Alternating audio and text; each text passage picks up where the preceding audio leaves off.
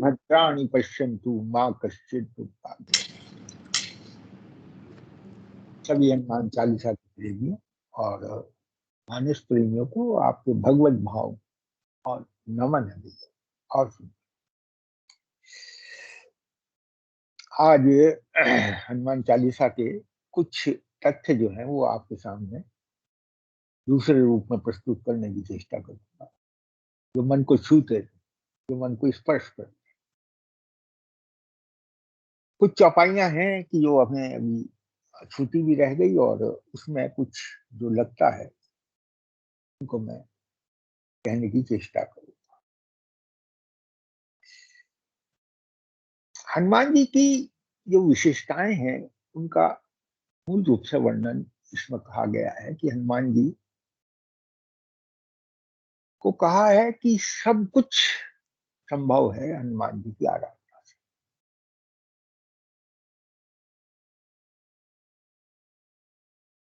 इसीलिए सबसे पहली उसमें जो दायक फल चार कहा, चारों फल जो है धर्म अर्थ काम और मोक्ष जो है, जो पुरुषार्थ है उसको देने वाला। उसी संदर्भ में एक चौपाई आई है कि चारों युग प्रताप तुम्हारा है, प्रसिद्ध जगत तुझका।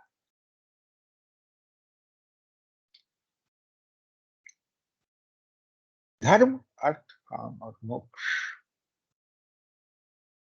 अगर इसको लिया जाए तो हम चार युगों में भी ले सकते, इसको हमारे जीवन के चार युग। जब हम सतयुग में होते हैं तो धर्म है, धारणा है।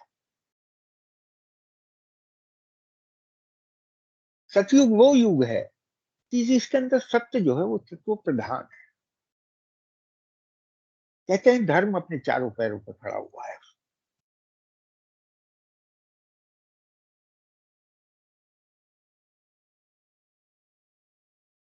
ये चार सत्य के जो खंभ है, जो सत्य जिसके ऊपर, सत्य तो सबको आधार है, सबका ही आधार। सत्य क्या टिका हुआ है? सत्य आधार बन के जब रहता है। सत्य ऐसा नहीं है कि इसके लिए किसी आधार की आवश्यकता हो, सत्य तो स्वयं में आधार, बस उसी का नाम सत्य। तो आधार जो है उसके चारों पाए मजबूत, उसमें कहीं किसी जगह कोई भी संशय कोई कर ही नहीं सकता। तो ये सत्य का स्वरूप है धर्म जो है।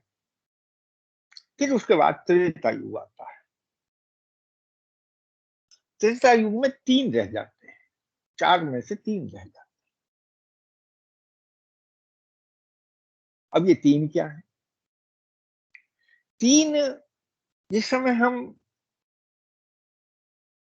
कर्म क्षेत्र के अंदर प्रवेश करते हैं, जो निराकार तत्व है जब वो साकार तत्व में आता है, सगुण तत्व में आता है, तो कर्म क्षेत्र के अंदर तीन चीज हो जाती है। एक जीवात्मा, एक आत्मा और एक परमात्मा। आत्म तत्व व्याप्त है, जीवात्मा वो जिसमें जीवन है, माने उसका प्रकृति से संबंध है। प्रकृति में दोनों चीजें हैं, जीवन भी है और मरण भी है, लेकिन इसे जीव कहा गया है, ये मरता नहीं। माने आत्म तत्व रूपी अंश जो है वो तीनों में व्याप्त है, परमात्मा में भी, जीवात्मा में भी, और जो आत्म स्वरूप सृष्टि है पूरी की पूरी भगवान की, जिसे भगवान ने अपनी माया से रचा है, उसके अंदर ये दिखाई। इसको जीवन के अर्थ से समझा जा सकता है। यहाँ अर्थ का अर्थ धन से नहीं, अर्थ का अर्थ जो यथार्थ है जीवन का, उससे समझा जाता है। जैसा है वैसा, उसके तीन भाग ही त्रेता युग। हनुमान चालीसा ये भी समझाता है अच्छी तरह से, क्योंकि काज शब्द जो है वो चार बार आया है, और चार बार के काज शब्द के अंदर इसको बहुत अच्छी तरह से समझाया। द्वापर युग दो का प्रतीक है,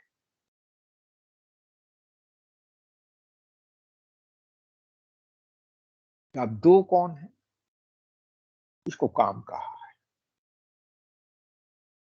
इसको कर्म का प्रेरक कहा है। क्योंकि सेवक, कर्म क्या है? कर्म, संपूर्ण कर्म जो है वो सेवा है। हनुमान जी सेवा का स्वरूप है। तो एक सेवक है तो एक सेव्य भी है। यही दो की परिभाषा है। दो की परिभाषा मतलब एक का एक से काम चल रहा है। और ऐसा नहीं है जो सेवक है वो सेवक ही है और जो सेव्य है वो सेव्य ही है। ये भाव है, सेवक सेव्य भाव बिनु भव न तरी। भवसागर से पार करने के लिए हमें सेवक भी बनना पड़ता है, सेव्य भी।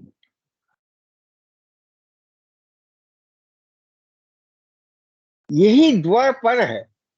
जो द्वय है हमारी, इसको पार करने के लिए द्वय को पार कैसे कराना है? सेवा भाव से पार हो सकता है।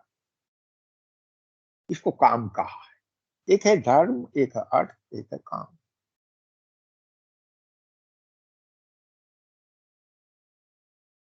अंत में कहा है जो कलयुग है उसमें एक ही चीज रह जाती है और वो है नाम, भगवान का नाम।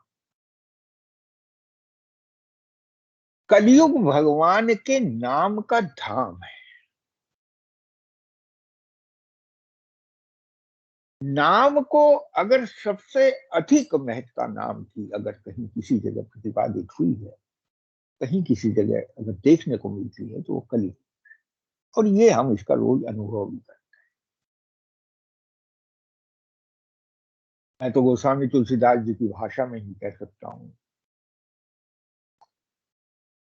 नहीं कलि करम न भगत विवेक, राम नाम अवलंबन। कलयुग के अंदर न कर्म करेगा काम, न भक्ति करेगी, न ज्ञान करे। बिना किसी विचार के, बिना किसी भी बात के, केवल एक ही तत्व है। जब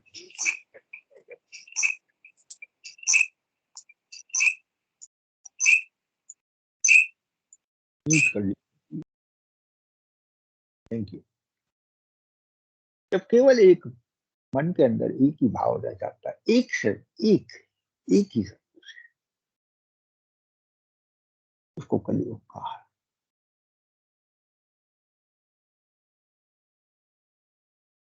राम नाम कलि अभिमत दाता।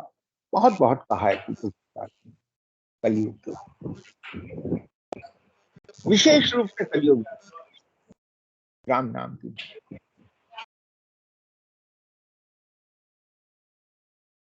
काल नेमि कलि कपट निधानु, नाम सकल समरथ हनुमान।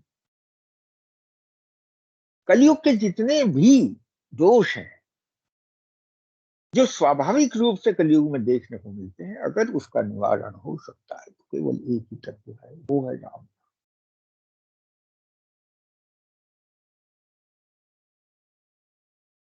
तो इस तरह से इस चारों युगों को कहा है कि चारों युग प्रताप तुम्हारा। चारों युग में प्रधान तत्व में जो हनुमान का रूप है, कभी सत्य के रूप में है, कभी तीन के रूप में है, कभी दो के रूप में है, कभी सेवक सेव्य है, कभी ज्ञानी के रूप में, वो ज्ञानी नामाग्रगण्य भी है, बुद्धिमताम वरिष्ठम भी है, रघु रघुपति प्रिय भक्तम भी है। कुछ है उसमें, है प्रसिद्ध जगत उजियार। और यही जगत को उजियारा कर, हमारे ही जीवन में, हमारे ही उसके अंदर ये चारों युग दिखाई देते। कभी हम सतयुग में होते हैं, कभी हम त्रेता में होते हैं, कभी द्वापर में होते हैं। तो जब हम बहुत अधिक विक्षिप्त हो जाते हैं तो कलयुग में। इसी के साथ एक चौपाई और है कि साधु संत के तुम रखवारे, असुर निकंदन राम। साधु संत के तुम रखवारे। अब आप हैं तो बहुत, परंतु यहाँ रखवाला शब्द कहा है साधु और संत के लिए। ये साधु कौन होता है, संत कौन होता है?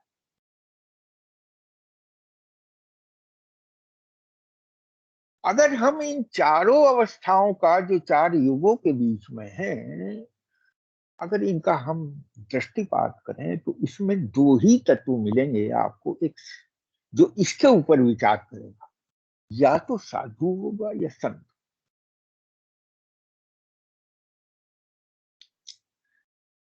जब हम किसी अच्छी बात को सुनते हैं और हृदय ग्रहण करता है तो हमारे मुख से अनायास ही निकलता है साधु साधु साधु।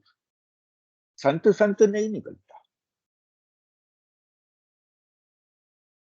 इसलिए साधु को पहले रखा। अब साधु को समझना पड़ेगा कि साधु है क्या। साधु साधना का विषय है, साधु साधन का विषय है। साधु शुद्ध का स्वरूप है। जो तुझे, जिसे अपनी शुद्ध आ गई वो साधु है।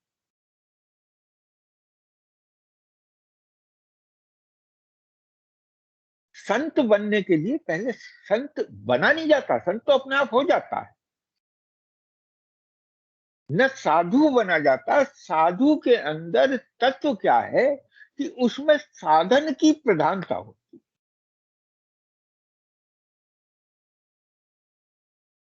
हमारे साधन जो भी हमें प्रकृति ने दिया है, अष्टधा प्रकृति ही हमारे साधन। हमारे पास है क्या? भगवान ने जो प्रकृति का रूप दिया है, 5 तत्व जिससे उत्पन्न हुई 5 कर्मेंद्रियां, 5 ज्ञानेंद्रियां और मन बुद्धि और अहम।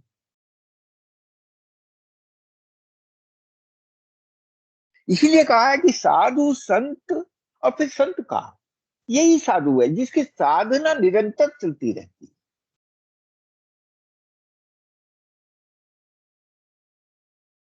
जिसको हर समय अपने को साधना, जिसको हर समय अपनी सुध हो, बस वही साधु। साधु अंतिम स्थिति नहीं है। साधु सही मायनों में संपूर्ण कर्मयोग।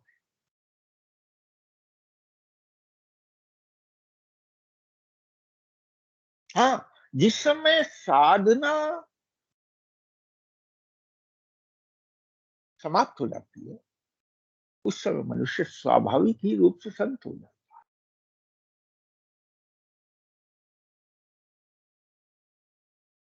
और साधु बनने के लिए संत की आवश्यकता होगी हमेशा।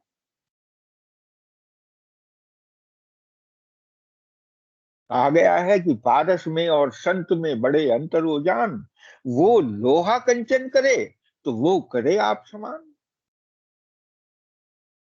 भाई, लोहे को कंचन करने की विशेषता पारस में है, परंतु वो लोहे के अलावा किसी को कंचन नहीं कर सकता।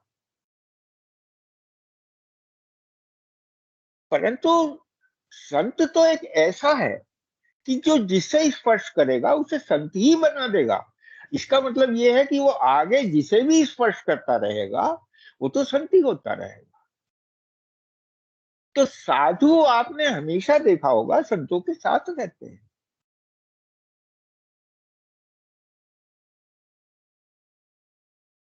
शायद इसको हनुमान जी के तत्व में, क्योंकि आने वाली चौपाई में जय जय जय हनुमान गोसाई कृपा करो गुरुदेव की नाई है, शायद इसी को गुरु शिष्य तत्व के लिए रूप में यहाँ पर प्रस्तुत किया। साधु संत दोनों के तुम रखो। और उसके साथ क्या कहा है कि उसको रखते हो आप, कैसे रखते हो कि असुर निकंदन और राम दुलार।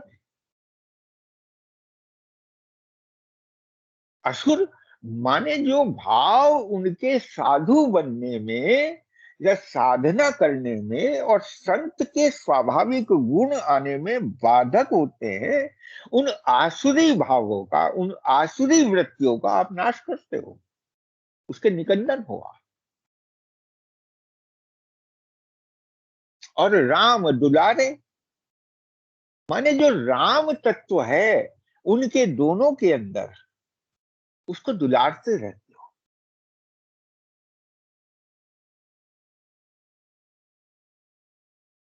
या वो राम ही आपको अपने तत्व को दुलारता रहता है।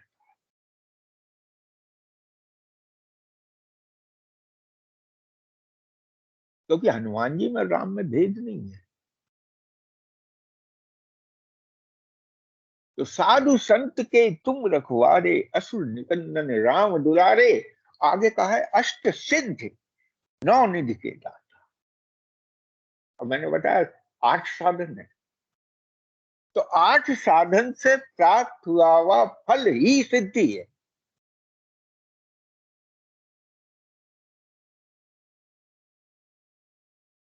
परंतु सिद्धि में निधि नहीं है। अब निधि कौन सी है? निधि कहते हैं खजाने। साधन तो किया, साधन तो हो गया और सिद्धि भी प्राप्त हो गई। तो सिद्धि कहीं प्रसिद्धि में ना चली जाए, माने कहीं अहंकार से युक्त ना हो जाए। इसीलिए नवधा भक्ति को यहां नव विधि का, वो दोनों आपके पास है और आप ही उसके देने वाले हो। उसमें दाता शब्द लिखा है, और वो दाता ये नहीं है कि आप स्वयं हो, आपके पास भी किसी की दी हुई है। क्या कहा है कि अष्ट सिद्ध नव निधि के दाता, असवर दीन जानकी माता। ऐसा वर आपको जानकी माता ने दिया है। माने आपको योग्य जान के आपका वरण माता जानकी ने इसे देने के लिए क्या है। क्योंकि ये दोनों चीज माता जानकी का स्वरूप है। एक तरफ वो अष्ट सिद्धि के रूप में माया है, उद्भव स्थिति संहार कारिणी, और एक तरफ वो भक्ति है। मां जानकी तो दोनों में है। जब वो लीला स्वरूप में प्रकट होती है तो वो फिर भगवान की माया के अनुसार लीला करती है, और जब वो भक्त के ऊपर कृपा करती है तो भगवान के भाव के रूप में भक्त के हृदय में निवास करती है।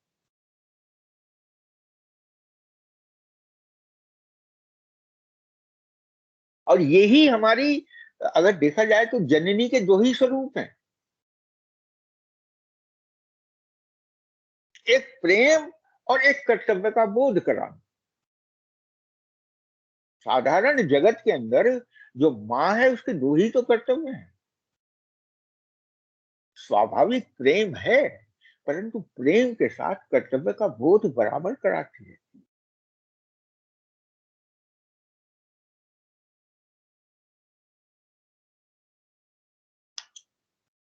इसीलिए कहा है कि साधन हो सकते हैं 8, हो सकते क्या है ही 8, परंतु निधि उससे ऊपर है 9। क्यों? निधि नवमी का प्रतीक है, 9 है। अष्ट सिद्धि 9 निधि। भगवान राम का जो नवमी के दिन, राम नवमी के दिन प्राकट्य है, यही नवधा भक्ति। और स्वयं भगवान राम ने तो शबरी से अपने मुख से कहा, 9 की 9 भक्ति अपने मुख से।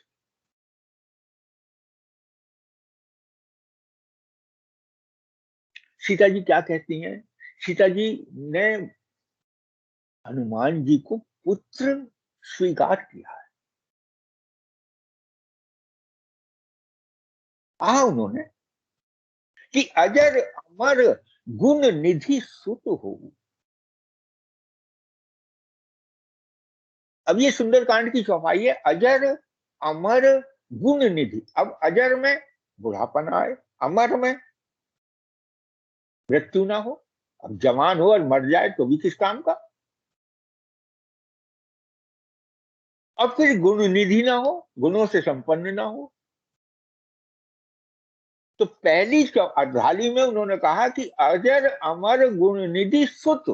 हे बेटे, अब मैं तुझे बेटा कहकर संबोधन करती हूँ। बेटा अब तू अजर भी होगा, अमर भी होगा, गुण निधि भी होगा। क्यों? क्योंकि राम के कार्य करेगा। राम के कार्य करते हुए व्यक्ति ना बूढ़ा हो सकता है, ना कभी उसका तत्व मर सकता है। और कार्य की क्षमता गुणों से भरपूर होगी, संपूर्ण गुण निधि के रूप में होंगे। अब वो निधि कौन सी है गुणों की? वो है नवदा भक्ति।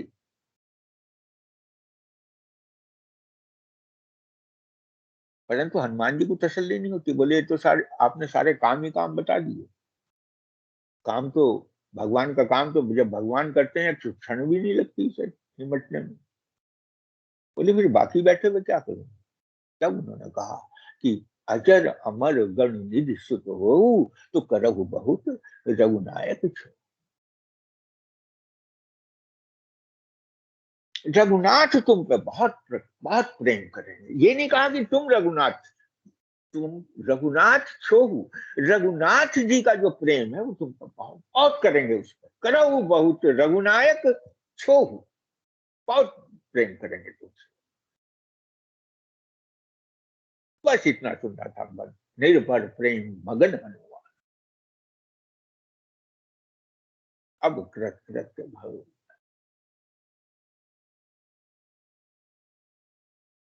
ऐसी असवर दीन जानकी मां।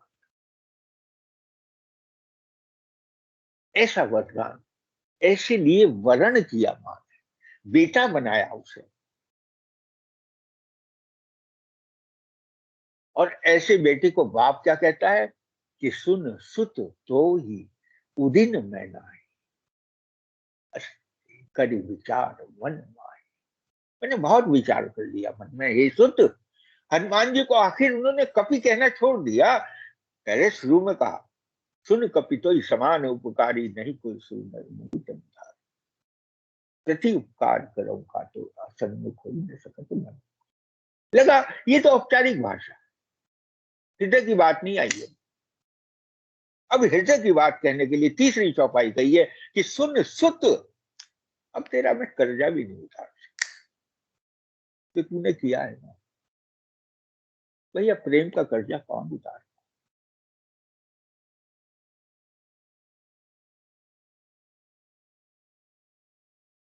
आप सोचो, इस सत्संग के अंदर जिस भाव से आप सुन रहे हो, क्या हम इस कर्जे से मुक्त हो जाएंगे?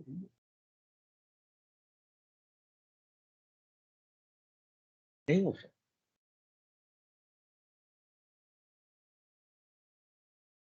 ये तो आपका भाव है, आपका भाव परमात्मा बन के प्रकट हो जाता है। जो उसे कहना होता है वो भाव में कह देता है।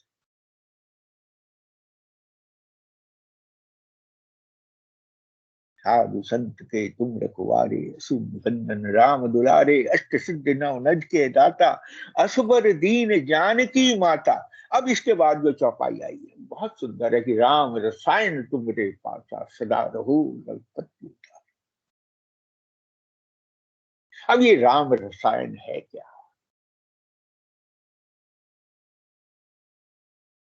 राम रसायन को अगर समझ जाओगे तो भैया सब काम हो जाएगा। एक पीछे चौपाई आई है, क्या कहते हैं, प्रभु चरित्र सुनबे को रसिया, और राम लखन सीता मन बसिया।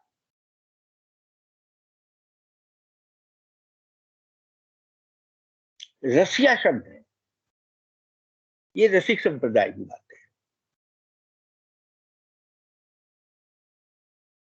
भक्ति में जब रस, जब भगवान की कृपा से रस हो जाता है ना, उसका मिल जाता है। देखिए, एक होता है फल, एक होता है फल का रस। फल के अंदर छिलका भी है, गुठली भी है, गूदा भी है, सब कुछ है। परंतु उस सब में विशेष तत्व एक समान रूप से जो है वो है रस की व्यापकता। है छिलके में भी, है गुठली में भी, लेकिन उतना नहीं है जितना गूदे में है।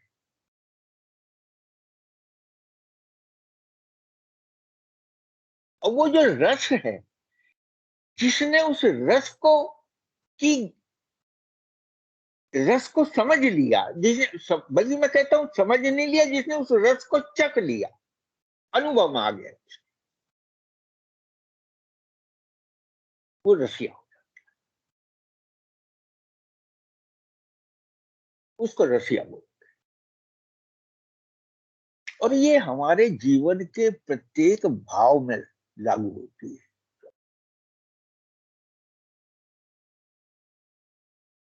किसी ना किसी चरित्र के सुनने के रसिया हम हैं।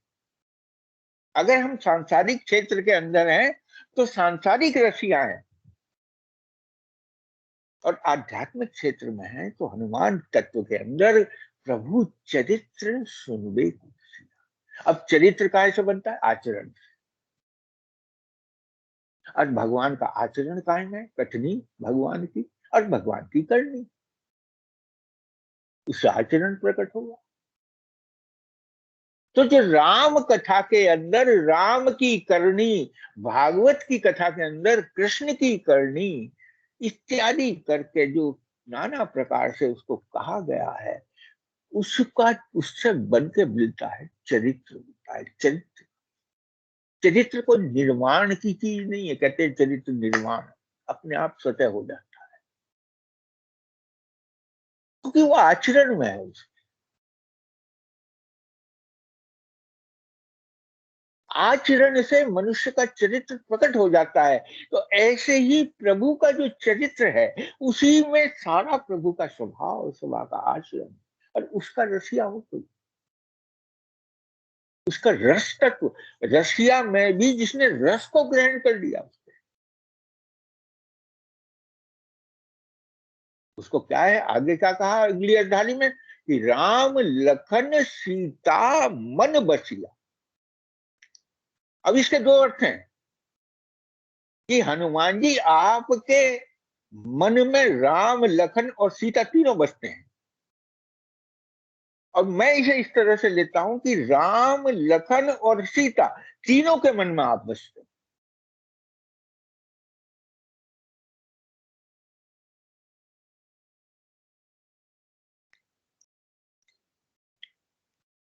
और यही प्रेम का अनुभव है। भाई कोई किसी से पूछे तू मुझसे कितना प्रेम करता है, तो उससे क्या पूछे, तू अपने मन से पूछ ले, तेरे मन में वो कितना बसता है।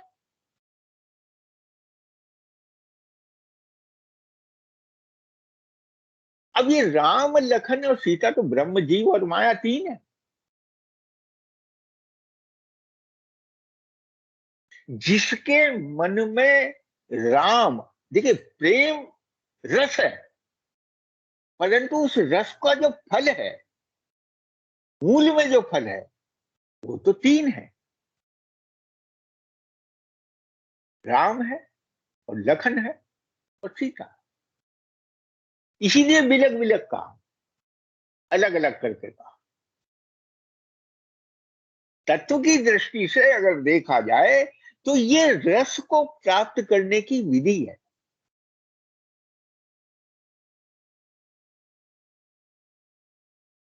ये जो जीवन का रस है, जिसके हमें रसिया बनना है, और रसिया बने बगैर रसायन का ज्ञान नहीं। जैसे ही हमें रस तत्व का अनुभव होने लगता है, ब्रह्म भी तू, जीव भी तू, माया भी तू ही तू। ये अच्छा, एक बात और है, देखिए समझिए बहुत बारीकी से। किसी को भगवान ये बोध करा दे, इससे अधिक भगवान का प्रेम का क्या सबूत चाहिए आपको, कि तुम्हें प्रेम करते हैं।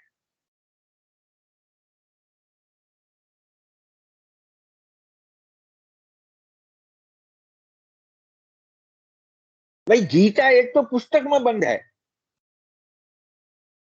रामायण एक तो पुस्तक में बंद है, एक आपके बोध तत्व के अंदर है जो हर समय उजागर है, वो बंद नहीं है।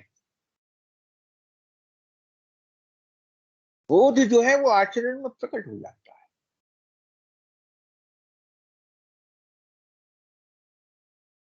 ऐसे रस तत्व का जो रसिया होगा, उसके पास ही भगवान रसायन के रूप में है। वो रसायन तीनों का सम्मिलित रूप होकर राम बन जाता है। इसीलिए कहा है राम रसायन तुमरे पास।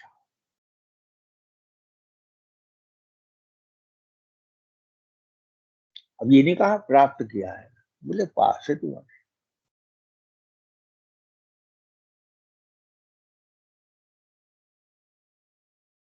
हमारे यहाँ आयुर्वेद में एक सिद्धांत है, एक होती है औषधि, एक होती है रसायन।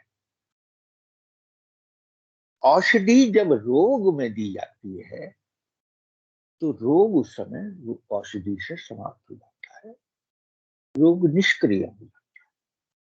परंतु औषधि देने के बाद में ये गारंटी नहीं है कि ये रोग दोबारा नहीं होगा। उपत्य होता है, रोग फिर दोबारा हो जाता है। परंतु ये रसायन क्या है?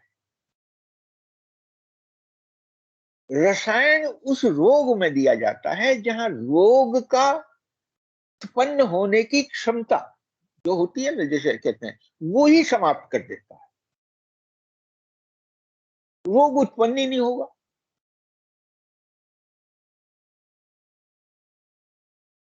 रसायन तत्व। तो औषधि, जहां औषधि काम नहीं करती वहां रसायन काम करता।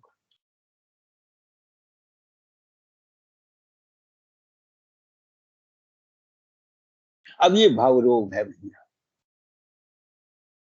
भाव रोग में रसायन काम, भाव रोग की औषधि, काम वात कफ लोभ अपारा रोग पित्त नित्य छाती, ये रोग है, ये भाव रोग है।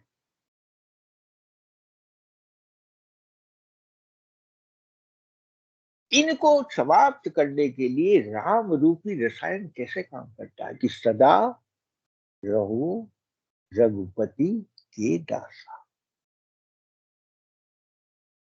सदा के लिए रूप में न कभी रोग उत्पन्न होगा, न कोई आगे का झंझट है।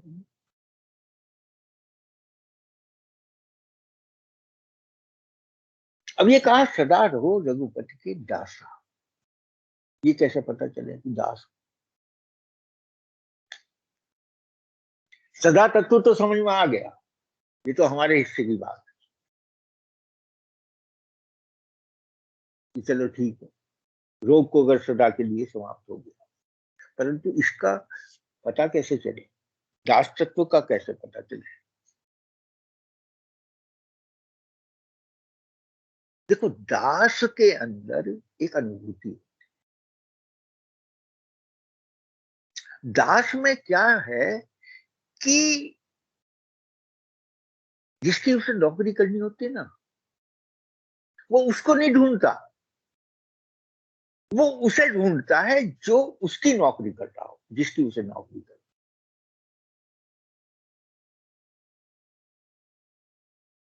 तो वही तो सिखाएगा कि एक बात कैसी, इसके साथ रहने में भैया ये चीज की जरूरत। इसलिए संत परंपरा में दासानुदास की वृत्ति शुरू,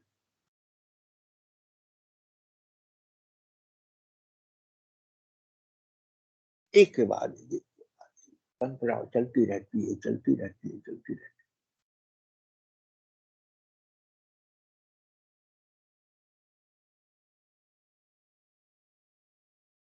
अब ये दर्शन जिसे होने लगे, इस पर भगवान की ऐसी कृपा हो जाए,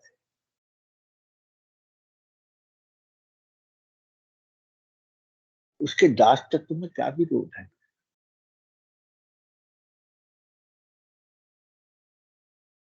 जिसको मामेकम शरणम व्रज कहा, एक की शरण हो जा। एक की शरण का अर्थ ये है कि सब कुछ उसकी शरण में है और उसकी शरण में तू हो जा।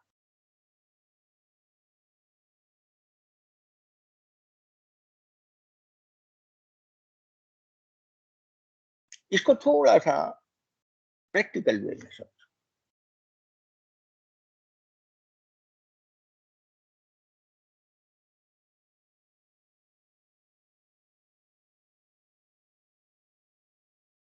अब मुझे ये बतलाओ, आप लोग, हम, मैं तो उसे उससे जोड़ता हूँ भैया, जैसे बिहारी जी के मंदिर में जाता हूँ ना, उससे जोड़ता हूँ जो जीवन का।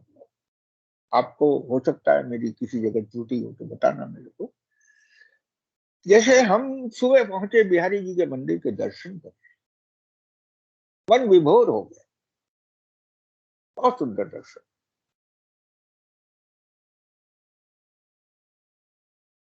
बहुत सुंदर भगवान के दर्शन हुए, बहुत ही सुंदर, आंखें नेत्र धन्य धन्य हो गए, मन गदगद हो गया। परंतु धन्यता को अगर पुष्ट करना है ना, तो भगवान कैसे पुष्ट करते हैं? अब तुझे बिहारी जी के दर्शन हो गए ना, ठीक, और नहीं भी हुए हो, किसी वजह से कोई कारण ऐसा हो कि बिहारी जी के दर्शन नहीं हुए हो, बस तू उनके दर्शन कर ले जिनको बिहारी जी ने दर्शन दिए। जिनके बिहारी जी ने दर्शन कर लिए, माने जिनके बिहारी जी से बिहारी जी के नेत्र मिल गए, अगर उनके भी दर्शन तुझे हो गए तो तू धन्य हो,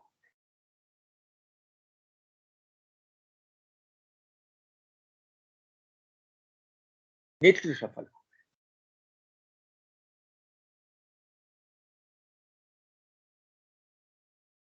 राम चरण बारिज जब देखो, तब निज जन्म सुफल करी।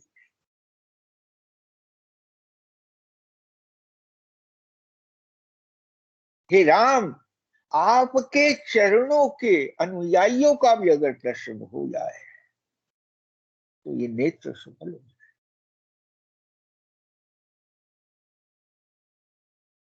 मैं उस तत्व की बात कर रहा हूं कि सदा रहो रघुपति के दास।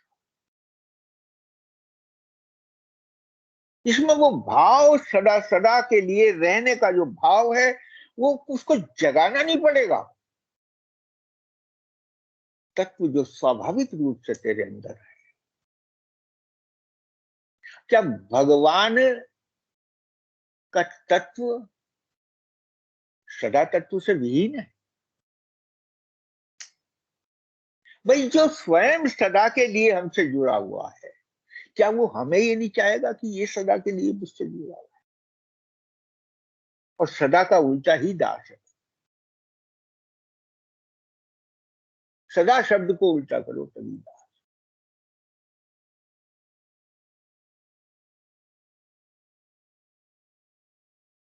ये रसायन।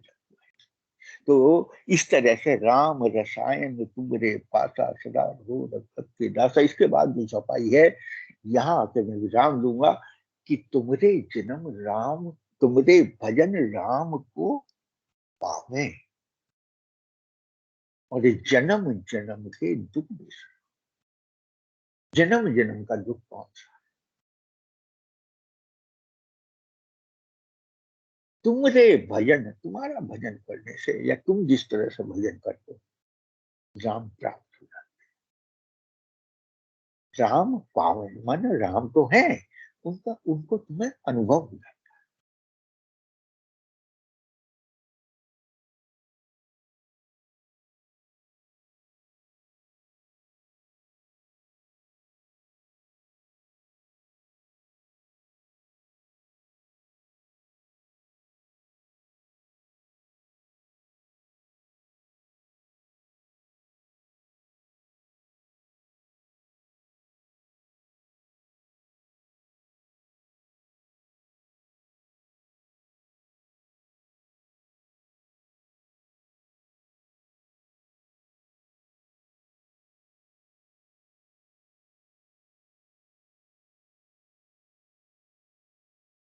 हाँ बेटी, कहीं डिस्कनेक्ट हो गया था? हाँ ठीक है अंकल, कोई बात नहीं, हम आपका वेट कर रहे थे। प्रणाम। हाँ, कहाँ कहाँ से मैं डिस्कनेक्ट हुआ था, मुझे तो ध्यान ही नहीं रहता। आपने बताया था कि जिस प्रकार से भजन करने से राम प्राप्त हो जाते हैं, हाँ हाँ, तो वहां पर। राम जी के प्राप्त हो जाते हैं तो जन्म जन्म के दुख जो है ना, वो विस्मरण में आ जाते हैं।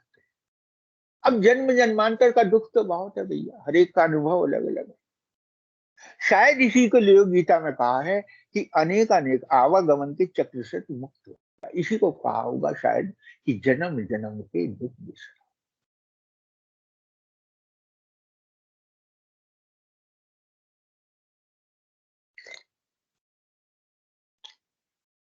लेकिन अगली चौपाई जो है वो इससे भी सुंदर है। वो कहते हैं अंत काल रघुवर पुर जाई।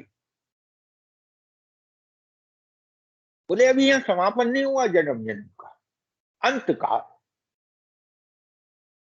बोले अंत कब होगा तेरा? अंत काल रघुवर पुर जाई, माने भगवान के किसी धाम में तू जाए।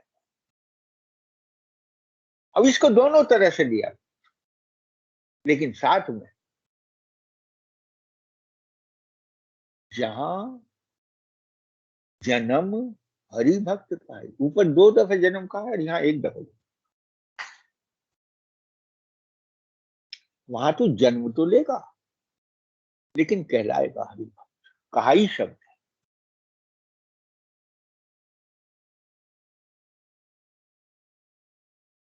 अब कहाई शब्द के अंदर कहलाना है, माने वो कहलवा नहीं रहा, स्वयं ही उसके अंदर ऐसी वृत्ति हो जाती है कि स्वयं ही भगवान का भक्त है। क्योंकि भगवान का ये वायदा है कि कबहु को करी करुणा, नर देही देख ईश विमोहि। अनेक अनेक जन्मों में भटकने के बाद में फिरत सदा माया कर प्रेरा, काल कर्म स्वभाव गुण घेरा। अनेक अनेक जन्मों में फिरने के बाद में कभी कभी भगवान की ऐसी करुणा जागृत होती है कि मनुष्य शरीर को देने के साथ साथ एक अतिरिक्त चीज वो दे देते। क्या है? वो कहते हैं कि कबहु को करे करुणा, नर दे, नर की देह देते के साथ ही कबहु को करे करुणा, नर दे देत ईश। ईश्वर क्या देता है? बिनु हेतु, बिना किसी हेतु के अपना स्नेह दे देता है। वो जो एक तरफा प्रेम है, वो ध्यान करिए, वो हम तक आ जाता है। वो प्रेम तो पहले से ही कर रहा है, परंतु उसकी अनुभूति हो। इसीलिए कहा है कि वो अंतिम स्थिति है जीव की। क्या उसके बाद किसी और प्रेम की आवश्यकता है? और आवश्यकता इसे बुद्धि के तराजू में मत तोड़ो, इसको यथार्थ के तराजू। यथार्थ मतलब इस स्थिति में फिर वही यही लगता है कि मुंह को बताना भैया। अब वो इसी से पूछ लो कब से आ रहे हैं, कब से जा रहे हैं, कब से आ रहे हैं। बस उसने एक बार बात दे दिया अपने अपने पुर में। अपने पुर में मतलब रघुवरपुर, माने जहां भी भगवान के धाम है, कहीं भी किसी का मन चाहे। अंत काल रघुवरपुर जाई, तो जहां जन्म। और फिर तू भगवान का, तो तुझे भगवान ने अपने साथ रख लिया, फिर तो अपने आप ही लोग कहने लगेंगे जहां जन्म हरि भक्त कहाई। उसमें अभी उसमें तत्व नहीं आएगा, एक दफे भी वो अपने को भक्त नहीं कहेगा। वो तो क्या कहेगा? मौसम कौन कुटिल खल काम, हाँ? यही तन दियो ताही बिसरायो, ऐसो नमक हराम। उसका भाव तो वही रहेगा गोस्वामी जी वाला, बिल्कुल विनय से परिपूर्ण। हाँ, कहाएगा क्या? हरि भक्त।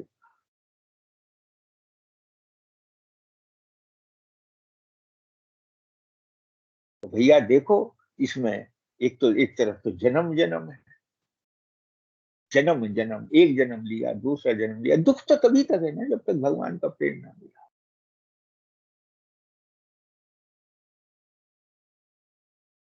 एक बार उसके रस का, उसके रसायन का, उसकी हर चीज का अनुभव होने लगे, फिर दुख कहाँ है?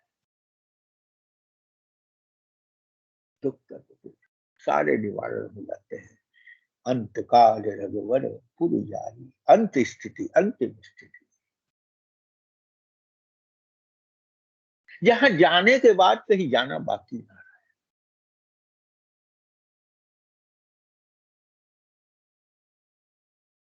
पहुंच गए ना अपनी मंजिल पे, बस। इससे आगे क्या है? कुछ भी, सब कुछ तो है ही।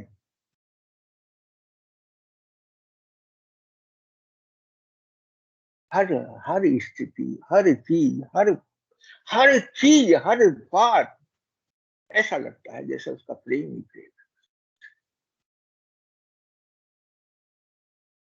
इसीलिए अंतिम चौपाई में कह के चलते हैं गोस्वामी जी, तुलसीदास सदा हरि चेरा। फिर सदा कहते हैं, फिर दास कहते हैं, दास और सदा हरि चेरा।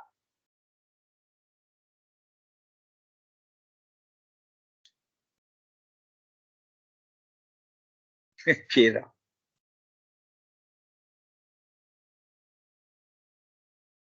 चेरा, चेला है,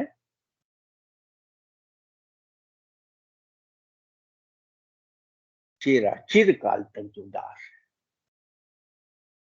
हरि की तरफ से, जिसकी तरफ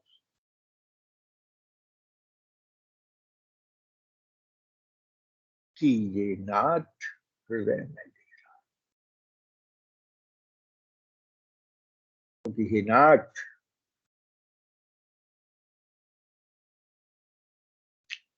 बहुत सीधी बात है, डेरा जो लगाएगा तंबू तो वही गाड़ेगा।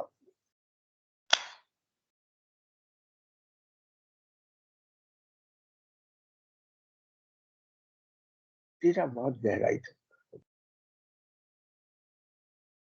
बिल्कुल अंतिम हृदय स्थित है अर्जुन। अर्जुन ना हम बसामी वैकुंठ, ना मैं वैकुंठ में निवास करता हूँ, मैं कहीं हे अर्जुन, मैं तो भक्तों के हृदय में निवास कीजिए नाथ हृदय में।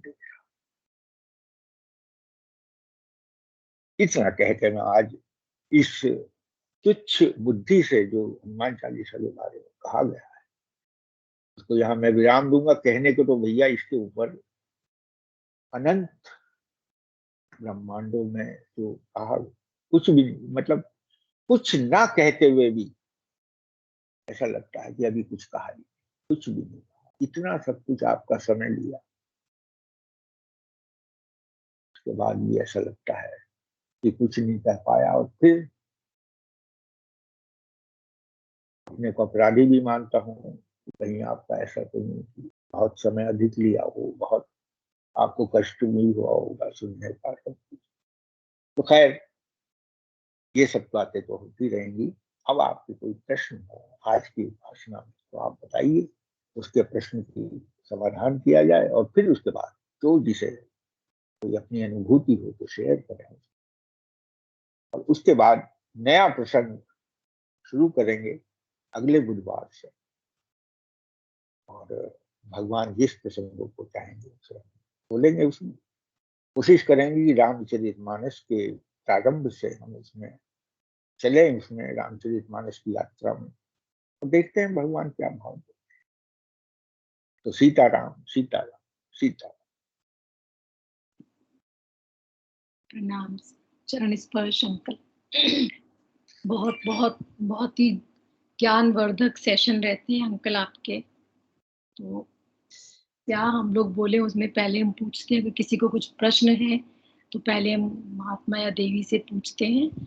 तो अगर प्लीज आपको कुछ भी पूछना है, कोई आपका इस बारे में कोई डाउट है या आप क्लैरिटी चाहते हैं, क्लैरिफिकेशन चाहते हैं, तो प्लीज आप अंकल से आप पूछ सकते हैं। कोई भी देवी महात्मा अपने आप को अनम्यूट करके पूछ सकते हैं।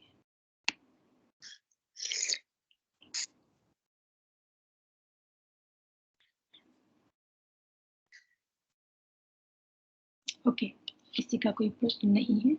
थैंक यू अंकल, बहुत बहुत सुंदर सेशन जो आपने सबसे पहले ही जो आपने हमको ये चारों जुग प्रताप, तुम्हारे चारों जुग का आपने इतना सुंदर जो डिस्क्रिप्शन दिया है कि कहाँ कहाँ पे हमें कितना केयरफुल रहना चाहिए। और सबसे बड़ी बात जो हम आजकल हम पढ़ते हैं, गोंदवलेकर महाराज भी बोलते हैं, कलयुग में सबसे बड़ा सहारा सिर्फ नाम का है। एंड वही आज आपने भी हमें बताया।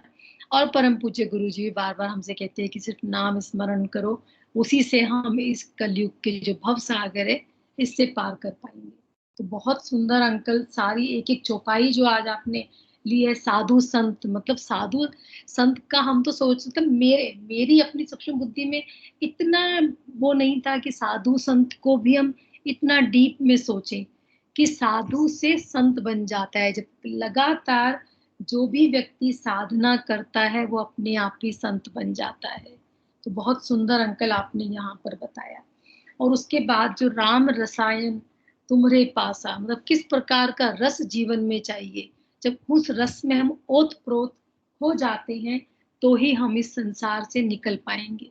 अगर संसार के कार्यों में ओतप्रोत रहेंगे तो सांसारिक रसैया बन जाएंगे, और अगर राम के कार्य में रहेंगे तो राम रसाइया बन जाएंगे।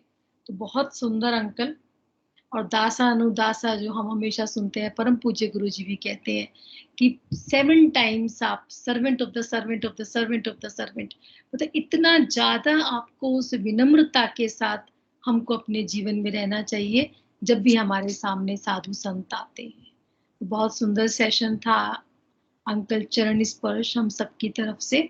और जैसा कि अंकल ने बताया है कि अगले सप्ताह से हम रामचरितमानस का जो शुरू का पार्ट है वहां से एक नए तरीके से, नए अंदाज से हमारे जो महात्मा अंकल जनेश अंकल जी हैं वो हमको उस यात्रा पर लेकर जाएंगे।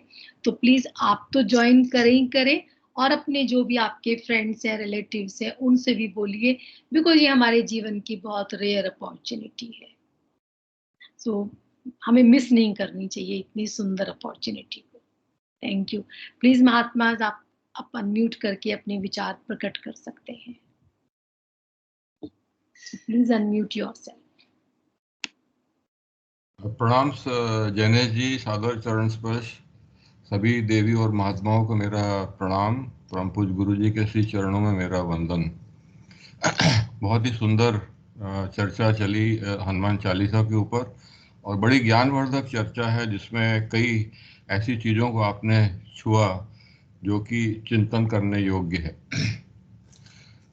और आपने ये भी कहा कि मैं अपराधी हूँ, तो मैं मानता हूँ कि आप बहुत बड़े अपराधी हैं, क्योंकि आपने हम सब लोगों का मानस मन सब चुरा लिया है। लेकिन इसके साथ ही आपने जो हमको दिया है ये अप्रतिम है। इस प्रकार की विवेचना करने सुनने का जो सौभाग्य हम लोगों को प्राप्त हुआ है, इसके लिए हम लोग सब आपके केवल चरण स्पर्श ही कर सकते हैं। हम लोग इससे ज़्यादा और कुछ नहीं कर सकते हैं। लेकिन जो सौभाग्य हमको प्राप्त हुआ है सुनने का, वो बहुत ईश्वर की कृपा है और आपका आशीर्वाद है, इसके कारण ये प्राप्त हुआ। हम आशा करते हैं कि रामचरितमानस भी इससे कहीं अधिक ज्ञानवर्धक होगा और ऐसी कई चीज़ों के ऊपर चिंतन करने का अवसर मिलेगा कि हम अपने जीवन में कुछ विशेष परिवर्तन लाने की कोशिश जरूर करेंगे। प्रणाम। Thank you Anoop ji, thank you. यहाँ बिल्कुल सही है। मतलब अंकल तो हमेशा बोलते हैं मेरी सूक्ष्म बुद्धि, मैंने अपराध किया है। हमें तो समझ में ही नहीं आता किन शब्दों से हम अंकल से बोले कि भाई आप तो हमारे लिए एक बहुत बड़े महात्मा हैं हमारे जीवन के अंदर। Thank you Anoop ji. Please किसी और को भी कुछ शेयर करना है तो आप अनम्यूट कर सकते हैं।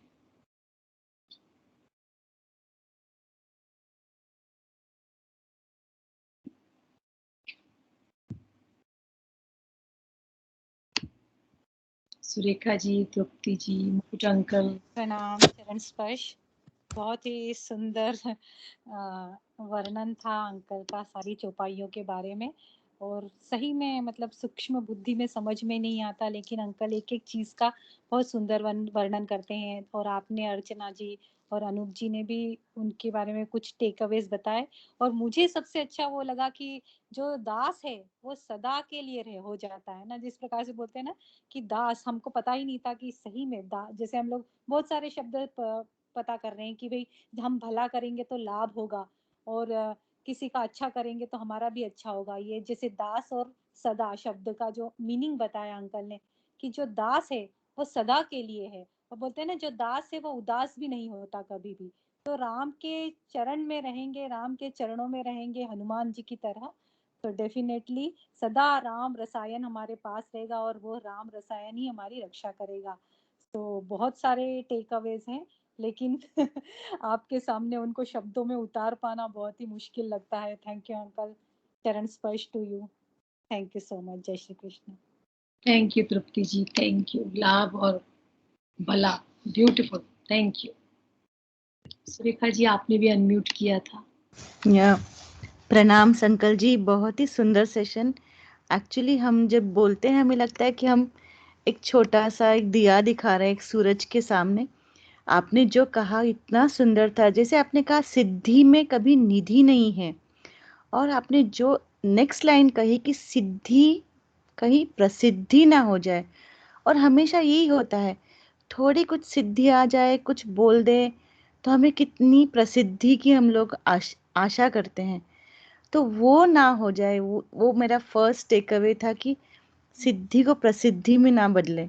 That was first one. And आपने जो कहा कि नवविधा भक्ति के बारे में कहा, अष्ट सिद्धि और नवनिधि, और आपने जो नवविधा भक्ति से आपने इसको लिंक किया, बहुत ही सुंदर था।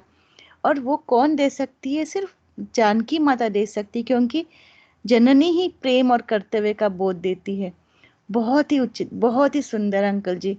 आपके एक एक शब्द जो है हम जा जा के वापस सुनते हैं, क्योंकि एक बार हम कभी कभी कुछ मिस हो जाता है, इसलिए हम आपकी रिकॉर्डिंग जो है वो बार बार सुनते हैं। बहुत ही सुंदर uncle ji, thank you so much. Back to you Archana ji, प्रणाम्स। प्रणाम। Thank you Surekha ji, thank you, beautiful. सच में बार बार, क्योंकि अंकल का जो दिया हुआ ज्ञान है वो हम लोग समझ ही नहीं सकते हैं। इन रिकॉर्डिंग्स को तो मतलब सेव करके रखा हुआ है। अगर किसी को भी चाहिए तो हम आपको भेज सकते हैं, किसी को भी अगर अंकल की हनुमान चालीसा की रिकॉर्डिंग चाहिए।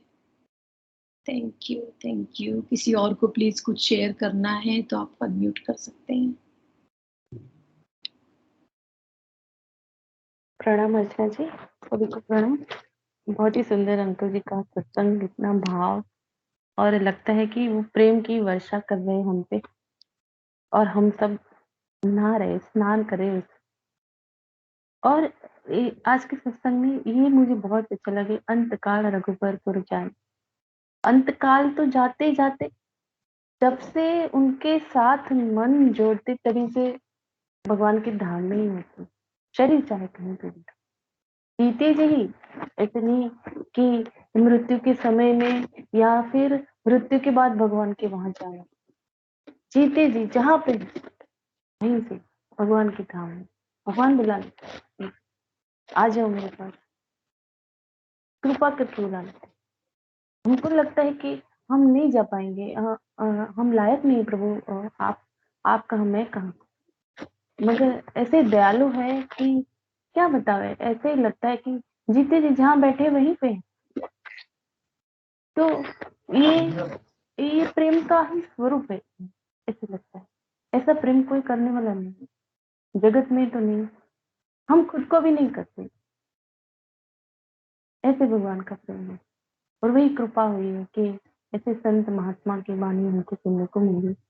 बहुत ही बहुत धन्यवाद उनको, प्रणाम।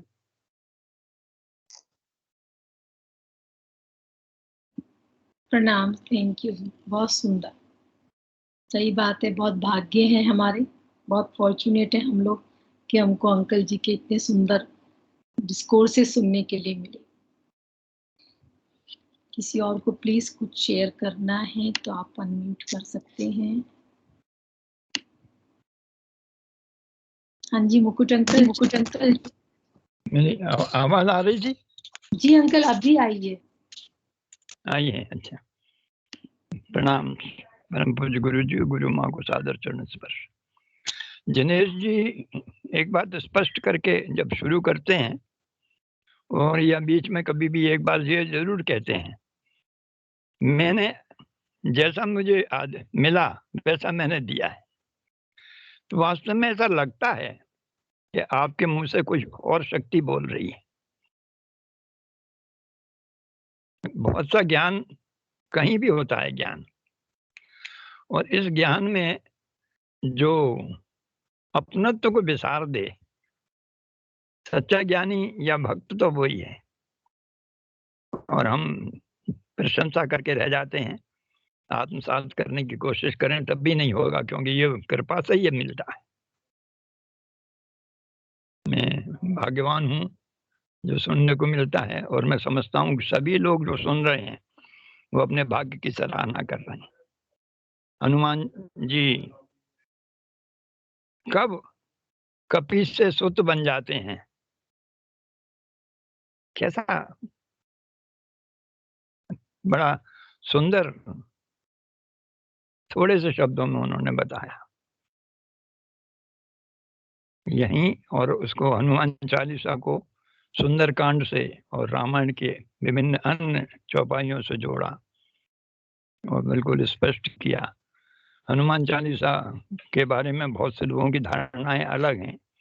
वो मानते नहीं है कि तुलसी की कृति है, क्योंकि तुलसी के जो इतने साहित्य हैं उसमें उसका नाम नहीं है, और ऐसा समझते हैं कि ये तो बड़ी साधारण सी है।